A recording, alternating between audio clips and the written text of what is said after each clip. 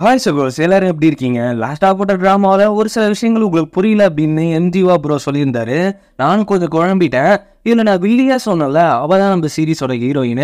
அதுக்கப்புறம் தளபதியாக வந்தாங்கல்ல, அவங்க தான் நம்ம சீரீஸோட ஹீரோ.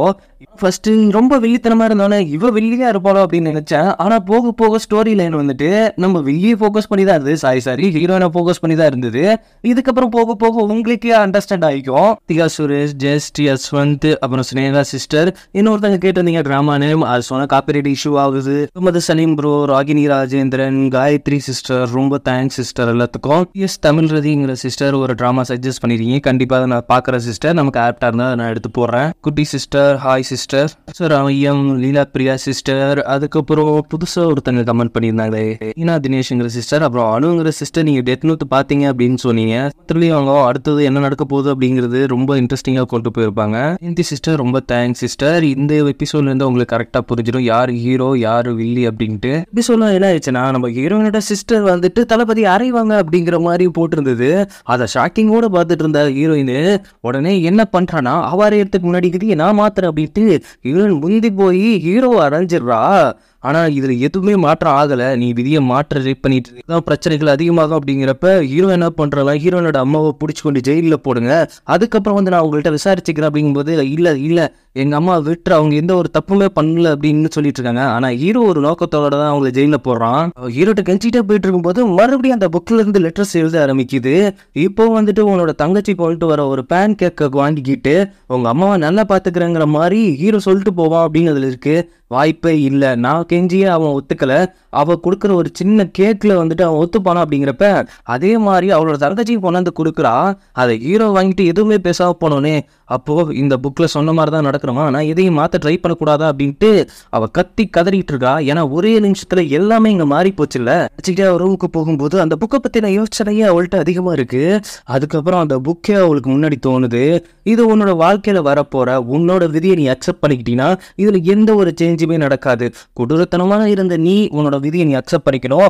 உன்னோட தங்கச்சிக்கு தான் அந்த இளவரசி பதவி கிடைக்கணும் அப்படிங்கிற மாதிரி இருந்தோடனே இது எப்படி நியாயமாகும்? இதுக்கு காரணம் என்ன? நீ யாரு அப்படிங்கிறப்ப ஒருத்தோட வாழ்க்கையின் விதின்னு ஒன்று நிர்ணயிக்கப்பட்டிருக்கும். உன்னோட வாழ்க்கையில நிர்ணயிக்கப்பட்டது என்னன்னா, நீ ரொம்ப கொடூரமானவ, மற்றவங்களை கஷ்டப்படுத்துறவ. உன்னோட விதியை நீ அக்செப்ட் பண்ணிட்டு நீ இந்த மாதிரி கசாப்பு கருதாரன்னு தான் கல்யாணம் பண்ணிக்கணும். இதுதான் உன்னோட விதி. அதே மாதிரி உன்னோட தங்கச்சியோட விதி இதுதான். அதை அவ அக்செப்ட் பண்ணிப்பா, அதே மாதிரி நீ இதை அக்செப்ட் பண்ணிக்கணும்.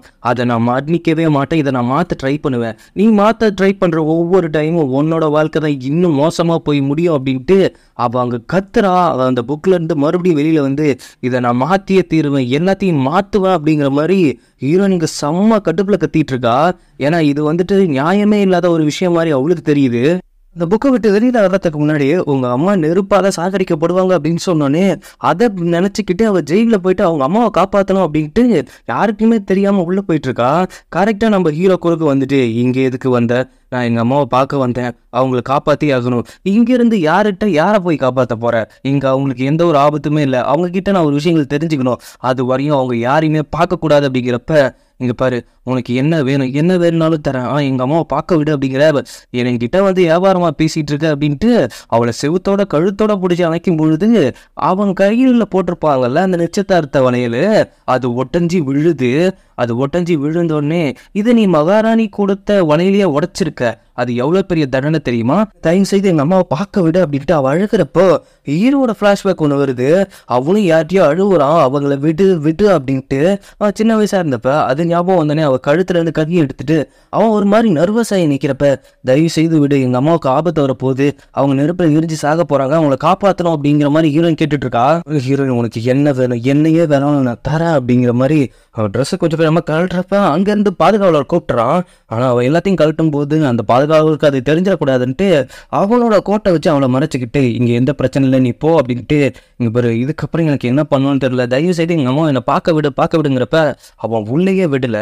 அதே நேரம் ஹீரோனோட அப்பாவை காட்டினா இளவரசரை தான் இருந்து பேசிட்டு இருக்காரு. என்ன பேசிட்டு இருக்காருன்னா, அவ என்னோட மனைவி, ஆனால் அவள் இந்த மாதிரி பண்ணுவோம் அப்படின்னு நான் எதிர்பார்க்கல. அந்த தப்பு மட்டும் பண்ணியிருந்தானா அவளை விட்டுருப்பேன். ஆனால் நம்மளை பற்றின ரகசியங்கள் நிறைய அவளுக்கு தெரியும். அதனால அந்த ஜெயிலே வச்சு அவளை கொளுத்தி கொல்ல போறான் அப்படிங்கிற மாதிரி வில்லத்தனமா இந்த ஆள் பேசிட்டு இருக்கான். ஆக மொத்தத்துல இந்த ஆள் தான் மொத்த வில்லனா. இதுல இந்த இளவரசரும் கூட்டு ஃபர்ஸ்ட் எபிசோட பார்த்து நீங்க எல்லாருமே தப்பா நினைச்சிருப்பீங்க. நான் கூட தான் தப்பா நினைச்சேன். சொன்ன மாதிரியே அந்த சிரம் அது தீப்பிடிச்சு எரியுது. ஹீரோட அஸ்டன் வந்து சொல்றாங்க எதிர்பார்க்கல எப்படி அங்க தீப்பத்துச்சுன்னே தெரியல அப்படிங்கும்போது இது ஹீரோயின் சொன்ன மாதிரியே இருக்க. ஆமா ஹீரோயின் உள்ள போயிருக்காங்க அவங்க அம்மாவை காப்பாத்த அப்படிங்கிறப்ப ஹீரோ அங்கிருந்து போறான் என்ன நடக்குது அப்படின்னு பாக்குறதுக்கு. பார்த்தா ஹீரோயின் அவங்க அம்மாவை காப்பாத்தி கூப்பிட்டு வந்திருக்கா. ஆனா அவனாலையும் முடியல. அவன் என்ன சொல்றானே எங்க அம்மாவை காப்பாத்து அப்படிங்கறத மட்டும்தான் சொல்றான். அவன் வந்துட்டு ஹீரோயினோட அம்மாவை தூக்கிக்கிட்டு ஒன்னால முடிஞ்சா இங்கிருந்து தப்பிச்சு வந்துட்டு அப்படின்ட்டு அவங்களுக்கு தேவை அவங்க தானே, அதனால அவங்கள விட்டு காப்பாத்தி கூப்பிட்டு போறான். இங்க வந்துட்டு என்னோட விதி இப்படிதான் முடியும்னா அது இப்படியே முடியட்டும் அப்படின்னு ஹேர்பினை வச்சு அவளோட கையிலேயே குத்திக்கிறா. அங்க ஹீரோ அவங்களை காப்பாத்தி கூப்பிட்டு போயிட்டு ஏன் யார் உங்களை இப்படி கொல்ல ட்ரை பண்ணுதுன்னு உங்களுக்கு தெரிஞ்சா நீங்களே பயந்துருவீங்க அப்படின்னு சொல்றான்.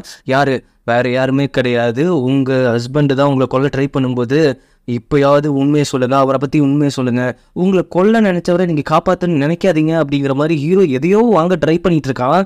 அவங்களும் உடஞ்சி போயிருக்காங்க. தன்னோட ஹஸ்பண்டே தன்னை கொல்ல ட்ரை பண்ணியிருக்காங்க அப்படிங்கும்போது அவங்க இன்னும் உடஞ்சி போயிருக்காங்க. இப்போ இன்னொரு இடத்த தான் காட்டுறாங்க. அங்கே ஹீரோயின் உயிரோட இருக்கிற மாதிரி தெரியுது. யார் காப்பாற்றிருப்பாங்கன்னா அதுவும் ஹீரோ தான். எல்லாம் ஒரு காரணத்தோட தான். அவங்களோட அசிஸ்டண்ட் வச்சு அவளை காப்பாற்றிடுவா. இவங்க சென்டிமெண்ட்டை வச்சு தான் இவங்களை நாம காப்பாற்றணும் அப்படிங்கிறது அவங்களுக்கு புரிஞ்சா மட்டும்தான் அவங்க நமக்கு ஹெல்ப் பண்ணுவாங்க. நமக்கு தேவையான நியூஸும் கிடைக்கும் அப்படின்ட்டு பக்கத்து ரூம்ல வச்சு தான் விசாரிச்சுட்டு இருக்கான். இப்படி ரெண்டு பேரும் ரெண்டு சைடு விசாரிச்சுட்டு இருக்கும் பொழுது இவங்களை கொல்றதுக்கு நிறைய ஆட்கள் வராங்க. அவங்க ரெண்டு பேர்த்தையும் போயிட்டு ஹீரோவும் அவனோட அசிஸ்டன்ட் சேர்ந்து சமாளிச்சுட்டு இருக்காங்க. ஹீரோயின் அவங்க அம்மாவை பார்த்துட்டு ரொம்ப சந்தோஷப்படுறா. அவங்களும் ஹீரோ கிட்ட உண்மைகளை சொல்றேன் அப்படிங்கிற மாதிரி ஒத்துக்குறாங்க. ஆனா அந்த நேரத்துல ஒரு விஷயம் அவருக்கு வருது. என்னன்னா உங்க அம்மா அம்பால தாக்கப்பட்டு இறப்பாங்க அப்படின்ட்டு. அதுல இன்னொரு விஷயம் இருக்குது. அவ அந்த லெட்டர்ஸை தொடும்போது அந்த மை அவ கையில படும். அந்த மை தீரும் பொழுது அப்ப அந்த நிர்ணயிக்கப்பட்ட இது விதிப்படி அவங்க இறந்துருவாங்க அப்படிங்கிற மாதிரி அதுல மறுபடியும் நோட் பண்றாங்க. அப்ப நம்ம அம்மா இறக்க போறாங்களா அப்படிங்கிற மாதிரி அவ வெளியில வந்து பயந்து நின்றுட்டு இருக்கும்போது அவங்க அம்மா பார்த்துட்டு அவங்களும் தன்னோட பொண்ணை பார்த்துட்டாங்க அப்படிங்கிற மாதிரி அவங்க கட்டிப்பிடிக்க வர்றப்ப ஒரு அம்பு வந்து அவங்கள தாக்கி கொல்லுது. அவங்க அப்படியே அங்கேயே சரிஞ்சு விடுறாங்க. ஹீரோட பிராணங்க சொதப்பி போகுது. புக்ல சொன்ன மாதிரி அவங்க ஹீரோயின் கண்ணு முன்னாடியே இறந்து போறாங்க. இதை பார்த்து கத்தி கதறி எழுதிட்டு இருக்கா. அங்க தாக்க வந்து அவங்கள ஒருத்தனை பிடிச்சி வச்சு ஹீரோ வந்துட்டு அப்படியே யார் ஒன்று அனுப்புறதுன்னு கேட்கும்போது அவ செம்ம கடுப்பாயிட்டு அவ கத்திய பிடிக்க அவன் வச்சு யார் ஒன்று அனுப்புனது அப்படிங்கிறப்ப அப்பா தான் அப்படிங்கிற ஒரு விஷயத்த சொன்ன உடனே அவ அப்படியே அங்கே உடஞ்சி போறா. கண்டிப்பா இருக்கவே இருக்காது, அவங்க தான் அனுப்புனாங்க. ஆனா அவங்க அம்பு விட்டது யாரு அப்படிங்கிறது எங்களுக்கு தெரியாது. நாங்க வந்து உங்களை தாக்க தான் வந்தோமோயே, அந்த அம்பை நாங்க விடல அப்படிங்கிற ஒரு வார்த்தையை அவன் சொல்றான். அங்கேயே அவனை குத்தி கொன்னுட்டு அவ அழுதுட்டு இருக்கும்போது ஹீரோ தான் அவளை கொஞ்சம் சமாதானப்படுத்துறான். அதுக்கப்புறம் அவங்க அம்மாவுக்கு இறுதி அஞ்சலி செலுத்துறதுக்கு உங்க அம்மா நல்லவங்கிற ஒரே தரத்துக்காக மட்டும்தான் நான் இவளுக்கு இறுதி அஞ்சலி செலுத்த இங்க உனக்கு நான் இடம் கொடுத்தேன், மற்றபடினா உனக்கு இடம் கொடுக்கவே இல்லை அப்படிங்கிறப்ப அவளுக்கு தான் நல்லா தெரிஞ்சு போச்சு தன்னோட அப்பா தான் கொல்ல ஆள் அனுப்பிச்சிருக்காரு அப்படின்ட்டு. இதுலயே புரிஞ்சு போகுது. ஆனா ஹீரோயின் வந்துட்டு அப்போ அது யாரு உங்க ஆள் அனுப்புனாங்க, யாரு கொன்னாங்க அப்படிங்கிறது உங்களுக்கு தெரியாதா அப்படிங்கிறப்ப ஹீரோனோட தங்கச்சி வந்துட்டு அப்பா அப்படி எதிர்த்து பேசாத அப்படிங்கிறப்ப நீ சும்மா இரு, குடும்ப விஷயத்துக்குள்ள நீ தலையிடாத அப்படின்ட்டு அவ மறுபடியும் செம்ம கடுப்புல பேசிட்டு இருக்கும்போது அவங்க அம்மாவும் போயிட்டாங்க. இனிமேல் நானும் அப்பாவும் மட்டும்தான் இருக்கும், இப்படியெல்லாம் பண்ணாதக்கா அப்படிங்கிறப்ப இதெல்லாம் யார் காரணம் அப்படிங்கிறது எனக்கு நல்லாவே தெரியும் அப்படின்னு அவங்க அப்பா முன்னாடியே நிற்கிறா. அவன் வந்துட்டு செம்ம கடுப்பாயிட்டு நீ வெளியில போ, இதுதான் உனக்கு தண்டனை, வெளியில போயிட்டு மண்டி போட்டு நின்று இதுதான் உனக்கு தண்டனை அப்படிங்கிற மாதிரி அந்த ஆளு அவர் தப்பிக்கிறதுக்காக இவன் மேல பழிய போட்டு வெளியில அனுப்பிச்சிடுறாங்க. மலையில மண்டி போட்டுட்டு இருக்கிறத பார்த்தோன்னே அங்கேருந்து ஹீரோ வந்துட்டு என் கூட சேர்ந்து இறஞ்சிரு, உங்க அப்பாவை நம்ம சேர்ந்து பழி வாங்கும் போது என்னை பொறுத்தவரை நீயும் ஒரு கெட்டவன் தான், எங்க அப்பாவை எப்படி பழி வாங்கணும், என் ரூட்ல எப்படி பழி வாங்கணும் அப்படிங்கிறது எனக்கு தெரியும், அதுல குறுக்கு நீ வந்து மாட்டிக்காத அப்படிங்கிற மாதிரி மழையிலையும் சபதம் எடுக்கிறா. இந்த விதியும் நான் மாற்றி எழுதுவேன், இங்க நடக்கிற எல்லாத்தையும் நான் மாற்றி எழுதுவேன் அப்படின்னு அவ ஒரு வெறித்தனத்தோட ஏதோ இவ்வளோ ஒரு பிளானை போட போறா. அடுத்த நிமிஷமே போயிட்டு அவங்க அப்பாட்ட மன்னிப்பிக்கிறா. உங்களை அப்படி பேசுறது தப்பு தான், என்ன இருந்தாலும் நீ எங்க அப்பா தான் அப்படிங்கிற மாதிரி அவர் காலிலேயே போய் விழுந்துடுறா. அவர் வந்துட்டு தான் பெருந்தன்மையா என்ன இருந்தாலும் பசங்க மேல எங்களுக்கும் வராது அப்படின்ட்டு அவளை தனியா கூட்டுப்போ அவளை ரெஸ்ட் எடுக்க வைய அப்படின்னு அவளோட தங்கச்சிட்டையும் அனுப்பி வைக்கிறாங்க. ஒரு வழியா அவ பிளான் போட்ட மாதிரி மறுபடியும் உள்ளேயே சேர்ந்துட்டா. இதுக்கப்புறம் அவ என்னென்ன பண்ண போறாங்கிறத நம்ம பார்ப்போம். தன்னோட ரூமுக்கு போயிட்டு இங்க எல்லாருமே என்னோட பயங்கரமா நடிக்கிறாங்களே, அவனோட கண்கள்ல நான் பொய்ய பார்த்தேன், அதுவும் என் தங்கச்சி எனக்கு தாழ்த்தப்பட்டவளா பிறந்த ஒருத்தி இந்த அளவுக்கு பொய்யா நடிப்பா அப்படிங்கிறது இன்னைக்கு தான் தெரிச்சுது. அதுக்கப்புறம் என் அப்பா இவங்க ரெண்டு பேர்த்துல யாராவது ஒரு ஆளை நான் கொன்னே ஆகணும் அப்படின்னு அவளோட கையில் விஷப்படி ஒன்று வச்சுக்கிட்டு அவள் யோசிச்சுட்டு இருக்கா. அதே நேரம் அந்த புக்கு வந்துட்டு நீ கொல்ல போறியா இல்லை நீ சாக போறியா அப்படிங்கிறது போக போக தெரியும் அப்படிங்கிறப்ப அவள் மறுபடியும் கடுப்பாயிட்டு அந்த புக்கு வந்து இப்போ வாய்ஸாக அவள்கிட்ட பேச ஆரம்பிக்குது. அது கூட அவள் பேசிக்கிட்டே இருக்கா. அதுக்கப்புறம் அவள் கட் பண்ணி ஹீரோயினோட தங்கச்சியை காட்டினா அவன் வந்துட்டு இந்த இளவரசருக்கு ஒரு கைக்குட்டை செஞ்சுட்டு போய் எடுத்துக்கொண்டு கொடுத்துட்டு இருக்கா. அவனுக்கு வந்துட்டு இவ்வளோதான் பிடிச்சிருக்கு. கேட்குறா, உன் மனசில் இருக்கிறத சொல்லு, என்ன இருந்தாலும் நீங்கள் அக்காவோட நிச்சயமானவங்க, நான் எப்படி இதை சொல்ல முடியும்? இங்கே பாரு, அவளை எனக்கு சுத்தமாகவே பிடிக்கல, அதுவும் அவங்க அம்மா இந்த மாதிரி தப்பு பண்ணாங்கன்னு தெரிஞ்சதுக்கப்புறம் பிடிக்கவே இல்லை அப்படின்ட்டு இவங்க 2 பேரும் ரொமான்டிக்காக போகிற நேரத்தில் கரெக்டாக ஹீரோயின் உள்ளே வந்தோடனே, அக்கா நீங்கள் எதையும் தப்பாக நினச்சிக்காத, இங்கே எதுவும் தப்பாக நடக்கல. ஓ, இங்கே எதுவும் தப்பாக நடக்கலையா? இதை பாரு, அவர் எனக்கு போட்ட நிச்சயதார்த்த வளையல், இதை நான் கழட்டிட்டேன். என்ன தைரியம் இருந்தால் மகாராணி போட்ட வளையலை நீ கழட்டியிருப்ப. ஓ, அப்போ உனக்கு இதில் ஆசை இல்லையாம்மா தங்கச்சி? எனக்கு இல்லவே இல்லைக்கா, உன்னோட வாழ்க்கையை பறிக்க எனக்கு ஆசை இல்லை அப்படிங்கிறப்ப அந்த வலையில அப்படி கீழே விட்டுறா. உடனே தாங்கி போய் பிடிக்க போறா. ஆசையே இல்லைன்னு சொன்ன, இப்படி தாங்கி போய் பிடிக்க போற. அது இல்லாமல் அது எப்போ உடஞ்சி போச்சு அப்படிங்கிறப்ப அவன் செம்ம கடுப்பாயிட்டு, என்னது ஒட்டச்சேட்டியா? அப்போ உன்னோட என்னோட நடந்த நிச்சயதார்த்தம் நிராகரிச்சு தானே அர்த்தம்? அதுதானே உனக்கும் வேணும். உனக்கும் இவளை பிடிச்சிருக்கு, இவளுக்கும் ஒன்றை பிடிச்சிருக்கு. நீங்கள் 2 பேரும் சேர்ந்து இந்த நாட்டை ஆளுவீங்க. நான் அப்போ என்ன பண்ண முடியும்? இப்படியே போனால் இவளுக்கு எல்லா விஷயமும் தெரிஞ்சிடும், நானும் இவரோட அப்பாவும் சேர்ந்து சதி பண்ணது தெரிஞ்சிடும் அப்படின்ட்டு அவரோட தங்கச்சி வெளியே அனுப்பிச்சு வச்சுட்டு, நாம 2 பேருமே இதை பற்றி நம்ம தனியாக பேசுவோம், ஏன்னா இதில் நம்ம 2 பேரோட வாழ்க்கை சம்மந்தப்பட்டிருக்குல்ல. ஆகா, எனக்கு ரொம்ப பிடிச்சிருக்கு இந்த விஷயம் அப்படின்ட்டு அவளும் விஷத்தை கலக்கலாம் அப்படிங்கிற மைண்டோட வரா. அவங்க ஒரு ஊதுபத்தி மாதிரி ஏற்றி வச்சு 2 பேருமே பேசிகிட்டு இருக்காங்க. என்னோட வாழ்க்கையிலையும் நீ தலையிடக்கூடாது, உன்னோட வாழ்க்கையிலையும் நான் தலையிட மாட்டேன். தலையிடுறதா வேணாமா அப்படிங்கிறத போக போக பார்க்கலாம். என்ன இருந்தாலும் இந்த நாட்டுக்கு நான் தான் இளவரசி அப்படிங்கிற மாதிரி அவள் அந்த விஷத்தை கலக்காமையே அங்கேருந்து வந்துடுறா. ஏன்னா இவங்க போகிற சதித்திட்டம் என்ன அப்படிங்கிறது தெரியணும்ல. அப்படி அவள் போயிட்டு இருக்கும்போதே அந்த புக்கு அவள்கிட்ட பேசுது. என்ன என்ன எல்லாத்தையும் மாற்றிட்டு தான் நினைப்பா, அவங்கள சாகடிக்கிறேன்னு போனேன், இப்போ நீ சாக போறிய அப்படிங்கும்போது புரியல. இப்போ நீ சாக போற அப்படிங்கும்போது அவளுக்கு அப்படியே ரத்தம் கொஞ்சம் கொஞ்சமாக அவளோட வாயிலிருந்து வருது. என்ன விஷயம்னா, அவன் ஒரு ஊதுபத்தி மாதிரி ஏற்றி வச்சாங்க இளவரசர், அது வந்துட்டு ஒரு பயங்கரமான விஷம். இப்போ நீ சாக போற. நான் தான் சொன்னேன்ல, உன்னோட விதியை நீ மாற்ற ட்ரை பண்ணாலும் இங்கே நீ தான் இறந்து போவ அப்படின்ட்டு அவள் அப்படியே மயக்கம் போட்டு அங்கிருந்து கீழே விழுறப்ப ஒரு கை வந்து அவளை காப்பாற்ற வருது. அது வேற யாருமே கிடையாது, நம்ம ஹீரோ தான். அவளை அங்கேருந்து காப்பாற்றி கொண்டு அவளோட இடத்துல வச்சு ட்ரீட்மெண்ட் பார்க்கும்போது வைத்தியர் என்ன சொல்கிறாங்க, இது ரொம்ப பயங்கரமான விஷம், இது வந்துட்டு தன்னோட நெஞ்சு கூட்டில் தான் அது இருக்கும், அதை கத்தியை வச்சு கிழிக்கணும், அது வந்து வெள்ளி கத்தியை வச்சு கிழிக்கணும் அப்படிங்கிறப்ப அதை நீங்களே பண்ணலாமே. ஐயோ, எனக்குலாம் கல்யாணம் ஆகி வயோதிகன் ஆகிட்டேன், இதெல்லாம் நான் பண்ணவே முடியாது, நீ வேணா பண்ணு அப்படிங்கன்னா, இது நான் பண்ணுறதா? இந்த பொண்ணுக்கு எனக்கு எந்த ஒரு சம்மந்தமே இல்லைங்க, பேசாமல் அவளை கல்யாணம் பண்ணிக்கோ, கல்யாணம் பண்ணிட்டு அதுக்கப்புறம் பண்ணு, கரெக்டாக இருக்கும். ஆனால் அதுக்குள்ளே அவள் செத்து விடுவா அப்படிங்கிறப்ப என்னையா அப்படி இக்கட்டான சூழ்நிலை நீங்கள் பண்ணிட்டு இருக்கீங்க? உடனே அவனோட அசிஸ்டண்ட்டை கத்தி கொடுத்து, இந்த நீ பண்ணு, இதெல்லாம் நான் பண்ணவே மாட்டேன், இதை நீ பண்ணியே ஆகணும், இதெல்லாம் எனக்கு அதுக்கு சம்மந்தமே கிடையாது அப்படிங்கிறப்ப அவங்க 2 பேரும் எஸ்கேப் ஆயிடுறாங்க. ஆனால் ஹீரோ தான் பதட்டத்திலேயே போயிட்டு அந்த விஷம் இருக்கிற இடத்த எப்படி கீரை வரப்போ கரெக்டாக ஹீரோ எழுந்திச்சிட்றா. என்ன பண்ண வந்தீங்க? இல்லை அது வந்து உன்னோட நெஞ்சில் வந்துட்டு விஷம் பரவி இருக்குது, அதை வந்துட்டு கிழிச்சு அந்த விஷத்தை வெளியில் எடுத்தால் தான் நீ கொஞ்சம் ரெக்கவர் ஆகும் அப்படின்னு சொன்னாங்க அப்படின்னு. அப்போது நீங்கள் அதை பண்ண வேண்டியதானே அப்படின்ட்டு கூச்சப்பட்டுட்டே தான் அந்த விஷயத்த பண்ணுறான். ஆனால் அவளுக்கு தான் உயிர் பிழைக்கணும், அது மட்டும்தான் அவளோட எண்ணமாக இருக்குங்க. அவர் வழியாக அந்த விஷத்தை எடுத்துட்டாங்க. ஹீரோ கொஞ்சம் லைட்டாக கொஞ்சம் ஃபீல் ஆகுறா, என்னை காப்பாற்றினதுக்கு ரொம்ப நன்றி, சரி நான் இங்கேயே இருக்க முடியாது, நீ இங்கேருந்து கிளம்பு.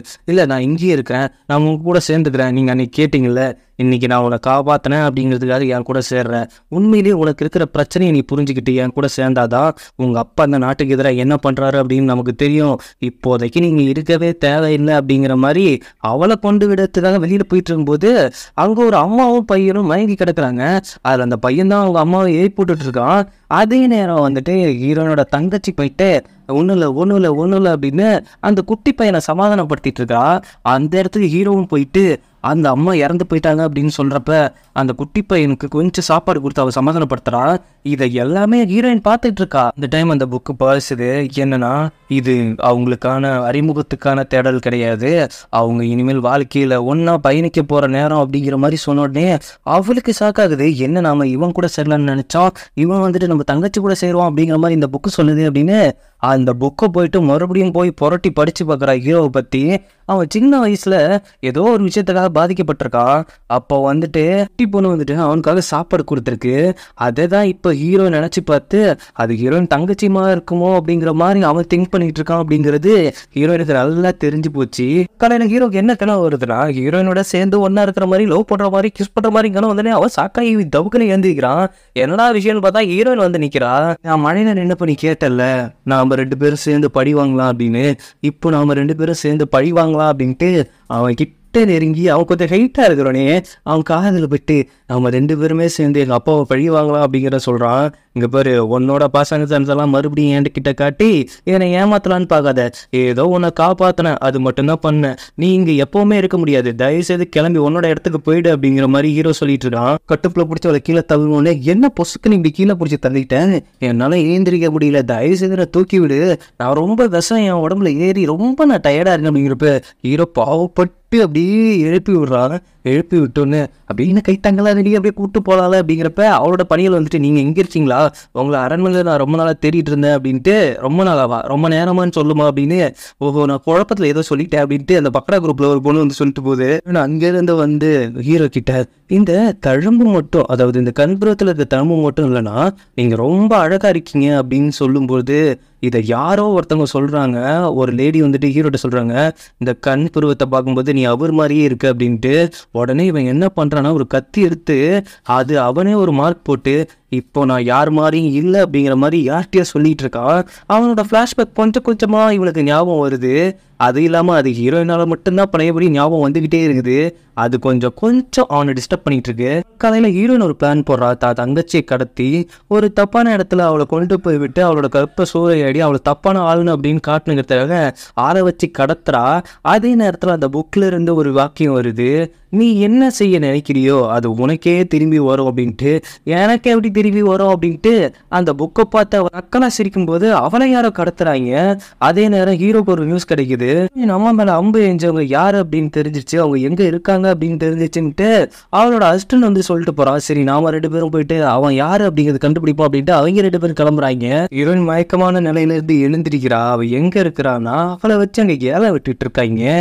அங்க வந்துட்டு இந்த இளவரசர் தான் இந்த சதி வேலையை பண்ணிருப்பான் போல. அவ இப்படிலாம் பண்ண வேணாம், ஆமா உனக்கு துரோகம் பண்ண நினைச்சவளுக்கு நீ பரிதாபம் காட்டுறியா, எத்தனை நான் சும்மா விளையாட்டு பண்ணிட்டு இருக்கிறேன், நீ போக போக என்ன நடக்குதுன்னு பாரு அப்படிங்கிறப்ப அவ அப்படியே அந்த புக்கு சொன்னதை வச்சு நினைச்சு பாக்குறா. அப்ப எல்லாமே அந்த புக்கு சொல்ற மாதிரி தான் இருக்கா, எல்லாமே என் விதிப்படி தான் நடக்குதா அப்படிங்கிற மாதிரி அவன் கொஞ்சம் கொஞ்சமா அங்க ஏழை விட்டுட்டு இருக்காங்க. அதே நேரத்துல ஹீரோவும் அங்கதான் வரான். ஏன்னா அவன் தேடி வந்த ஆளும் அங்கதான் இருக்காங்க அப்படிங்கிற மாதிரி நியூஸ் கிடைச்சுனே, இங்க யார் அங்க இருக்கா அப்படின்னு பார்த்தா அவன் ஹீரோயின் மாதிரியே இருக்கு, இது அவளா இருக்கக்கூடாது அப்படின்ட்டு அவன் கொஞ்சம் கொஞ்சமா கிட்ட நெருங்கி வர்றப்ப அவனுக்கு ஒரு குரல் கேட்குது, நீ எனக்கு அடிமை, நீ எனக்கு பொம்மை, உன்னோட ஃபீலிங்ஸுக்கு நீ வந்துட்டு இடம் கொடுக்கவே கூடாது அப்படின்ட்டு அவனை யாரோ கண்ட்ரோல் பண்ற மாதிரி இருக்கு அவன் மைண்ட்ல இருந்து. ஹீரோயின் வார்த்தையால சொல்ல, கண்ணால சொல்றான், என்னை காப்பாத்து அப்படிங்கிற மாதிரி. ஆனா ஒரு கட்டத்துக்கு மேல அவன் போயிட்டு இருந்தவன் அந்த மைண்ட் கண்ட்ரோல் பண்ற அந்த வார்த்தையால திரும்பி போக பார்க்கும்போது அவ அங்க இருந்து கீழே விழுந்து அவ கையில இருந்து ஒரு ஜாடி மாதிரி உருண்டு வருது. அவ சொல்லியிருப்பாள்ல, அவங்க தழும்பு மட்டும் இல்லைன்னா நீங்க ரொம்ப அழகா இருப்பீங்க, அதுக்கான கழும்பு இருக்கு, அதை நான் உங்களுக்கு கொண்டாந்து தரேன் அப்படின்ட்டு. அது அதுக்கானது தான். அதை ஹீரோ எடுத்துக்கிட்டு சரி அவளை காப்பாத்தலாம் அப்படின்னு போறப்ப அவளோட அசிஸ்டன்ட் அங்கிருந்து சிக்னல் அனுப்பிச்சிடறா, நம்ம தேடி வந்தவங்க இங்கதான் இருக்காங்க அப்படின்ட்டு. ஹீரோ வந்துட்டு அவளை காப்பாற்றாம திரும்பி போறான். இந்த இடத்துல யாருக்குமே ஹீரோவை பிடிக்காது. அப்படி அவன் திரும்பி போயிட்டு இருக்கும் பொழுதே அவளை ஒருத்தன் விலை கொடுத்து வாங்கிறான் 2500 தங்கத்துக்கு. அவளை தூக்கிட்டு போயிட்டு என்னென்னமோ பண்ணலாம் அப்படின்னு நினைக்கிறப்ப ஹீரோ போயிட்டு தடுத்து அவனை அடிக்க பார்க்கறான். அடிச்சு அவளை காப்பாற்றலாம்னு நினைக்கிறப்ப அவளோட ஷோல்டர்ல வந்துட்டு ஒரு பிறை மாதிரி ஒரு தழும்பை பார்க்குறான். இந்த தழும்பு அப்படின்ட்டு அவனுக்கு சின்ன ஃப்ளாஷ்பேக் வருது. அந்த குட்டி பொண்ணை வந்து இவனுக்கு ஒரு சாப்பாடு கொடுத்துருக்கோம்ல, அதோட ஷோல்டர்லேயும் இந்த தழும்பு இருந்திருக்கும். ஒருவேளை நாம தேடுற பொண்ணு இந்த பொண்ணு தானா அப்படிங்கிற மாதிரி அவன் குழப்பத்தில் இருக்கும்போது மறுபடியும் அந்த குரல் அவனை கண்ட்ரோல் பண்ணுது. உன்னோட வேலையை நீ கரெக்டாக பாரு, உன்னோட ஃபீலிங்ஸுக்கு நீ இடம் கொடுக்காத, நீ என்னோட கண்ட்ரோலில் இருக்க, நீ ஒரு பொம்மை மட்டும்தான் அப்படிங்கிற மாதிரி நானே. சரி ஃபஸ்ட்டு என்னோட வேலையை பார்ப்போம் அப்படின்ட்டு ஹீரோயினை அங்கேயே அவன்கிட்டே விட்டுட்டு அவன் வந்துட்டு அவனை பிடிக்க போகிறான். அதாவது அந்த அம்பு விட்டனை பிடிக்க போகிறான். அங்கே போய் 2 பேருமே ஹீரோவோட அசிஸ்டண்ட்டை 2 பேருமே சேர்ந்து அவனை அட்டாக் பண்ணிட்டு இருக்காங்க. சண்டை போட்டாலும் ஹீரோயின் நினைப்ப தான் வந்துட்டு இருக்கா, அங்கே அவளை காப்பாற்றாமல் வந்துட்டோம். அதுவும் இல்லாமல் அந்த தழும்பு அப்படின்ட்டு அவன் கொஞ்சம் டிஸ்டர்பாக தான் இருக்கான். அவங்க பிடிச்சானா இல்லை அவளை தப்பிக்க விட்டானா அப்படிங்கிறது தெரியல. அங்கே போய் பார்க்கும்போது எல்லாமே அங்கே ஒடிஞ்சு போயிருக்கு. ஹீரோயின் கதறி அழுதுட்டு உட்காந்துருக்கா. அவன் செம்ம கட்டுப்பில் போயிட்டு அவன் போட்டு அடின்னு அடிக்கிறா. இனிமேல் அடித்து என்ன ஆக போகுது, இனிமேல் ஒன்றும் ஆக போகிறது இல்லை அப்படிங்கிற மாதிரி ஹீரோன்னு சொல்லிட்டு, எனக்காக நீ ஒரு உதவி பண்ண முடியுமா? இப்படியே நான் வெளியில் போனால் என்னை எல்லோரும் தப்பாக நினைப்பாங்க, ஒரு நாள் மட்டும் அவனோட கூடாரத்தில் நான் தங்கிக்கிறேன் அப்படிங்கிற மாதிரி சொன்னோடனே அங்கேருந்து ஹீரோ அவளை தூக்கிட்டு போகிறான். பார்த்துக்கிட்டு போனேன், அவளுக்கான ட்ரெஸ்ஸை கொடு, அவள் எந்த தப்பான முடிவு எடுத்துருக்க மாதிரி அவளை பார்த்துக்கோங்க அப்படிங்கிற மாதிரி அங்கே இருக்கிற பணிகள்கிட்ட தான் சொல்லி அனுப்புகிறான். ஆனால் அங்கே உள்ளே போனோடனே அங்கே இருக்கிற பணிகள் கதறி வெளியில் வராங்க. என்ன விஷயம் அப்படின்னு உள்ளே போய் பார்த்தா தன்னைத்தானே அறுத்துக்கிட்டு சாகலாம் அப்படிங்கிற மாதிரி ஹீரோயின் முடிவு பண்ணிட்டு நிற்கிறா. எதுக்காக இப்படி பண்ணுற, நான் எதுக்காக வாழணும், ஒரு பெண்ணை எதுவும் எதிர்க்கக்கூடாதோ அதை நான் எழுந்துட்டு நிற்கிறேன், இந்த நிலைமைக்கு தரலான்னு நினச்சேன், ஆனால் எனக்கு இப்படி ஆகும் அப்படின்னு நினைக்கவே இல்லை, நான் அப்படியே அறுத்துட்டு செத்தரலாம் அப்படி இருக்குங்கும்போது ஹீரோ ஒரு விஷயம் மட்டும்தான் சொல்கிறான், நீ இளவரசியாவோ இல்லை உன்னை இப்போ ஒரு தப்பான பொண்ணாவோ நான் உன்னை பார்க்கவே கிடையாது, எனக்கு எப்போவுமே நீ மட்டும்தான் அப்படிங்கிறப்ப, இல்லை நான் என்ன இருந்தாலும் இது உன் இஷ்டப்பட்டு நடந்த விஷயம் கிடையாது, உன்னை வற்புறுத்தி நடந்த ஒரு விஷயம் தானே, இந்த உலகம் உன்னை புரிஞ்சிக்கலையோ நான் உன்னை புரிஞ்சுப்பேன் அப்படிங்கிறப்ப அதே விஷயம் அவங்க அம்மா சொல்லியிருப்பாங்க, நீ இளவரசியோ இல்லை இளவரசி இல்லையோ எப்போவுமே நீ என்னோட பொண்ணு தான் அப்படிங்கிற மாதிரி அவங்க சொன்ன ஞாபகம் அப்படியே வந்தோடனே நீ தற்கொலை பண்ணிக்கணும் அவசியம்லாம் ஒன்றும் கிடையவே கிடையாது அப்படின்ட்டு ஹீரோ வந்துட்டு அவனால கொஞ்சம் அக்கறையாக பேசிட்டு போகிறான். அப்படி போகிறப்ப அந்த தழும்பு உனக்கு எப்படி வந்துச்சு அப்படிங்கிற மாதிரி கேட்டு போகிறான். அதுக்கு அவன் என்ன சொல்கிறான்னா, அது சின்ன வயசுலேருந்தே இருக்குது, எதுக்கு அந்த தழும்பை பற்றி நீ கேட்குற அப்படிங்கிறப்ப ஒன்றும் இல்லை அப்படின்னு சொல்லிட்டு அங்கே கிளம்பிடுறான். அதுக்கப்புறம் ஒரு ட்விஸ்ட்டை கொடுப்பாங்க பாருங்க, இதை நீங்கள் எதிர்பார்த்துருக்கவே மாட்டீங்க. வெளியில் போனோடனே என் பிளான் படி எல்லாமே நடக்குது அப்படிங்கிற மாதிரி இவ கொஞ்சம் வில்லத்தனமாக சிரிக்கிறா. என்ன விஷயம்னா, அந்த தழும்பு வந்துட்டு இவள்கிட்ட இருந்திருக்காது, அந்த விதியின் புத்தகத்தை வச்சு படித்து வந்துட்டு அவனோட சைல்டிஷ் மெமரியில தான் அவன் எமோஷனலாக கனெக்ட் ஆகிறான் அப்படின்னு தெரிஞ்சு அதே மாதிரி தழும்பு அவளே போட்டிருக்கா. இதனால ஹீரோவை தன் பக்கம் இழுத்து தன் அப்பாவை பழி வாங்கணும் அப்படிங்கிற பிளானோட தான் அவள் அப்படியே அதை பார்த்து அங்கே வில்லித்தனமாக சிரிக்கிறா. இதோடையே இந்த எபிசோட் முடியுது. இதுக்கப்புறம் என்ன ஆக போகுதுங்கிறத நம்ம அடுத்தடுத்த எபிசோடில் பார்க்கலாம். இந்த எபிசோட் எப்படிப்பட்ட ஃபீல் உங்களுக்கு கொடுத்துச்சு அப்படிங்கிறத நீங்கள் கமெண்ட்டில் சொல்லுங்கள். என்னோட வீடியோ உங்களுக்கு பிடிச்சிருந்தா லைக் பண்ணுங்கள், ஷேர் பண்ணுங்கள், சப்ஸ்கிரைப் பண்ணுங்கள், நோட்டிஃபிகேஷன் பெல் பட்டனை மறக்காமல் கிளிக் பண்ணுங்கள் சகோஸ்.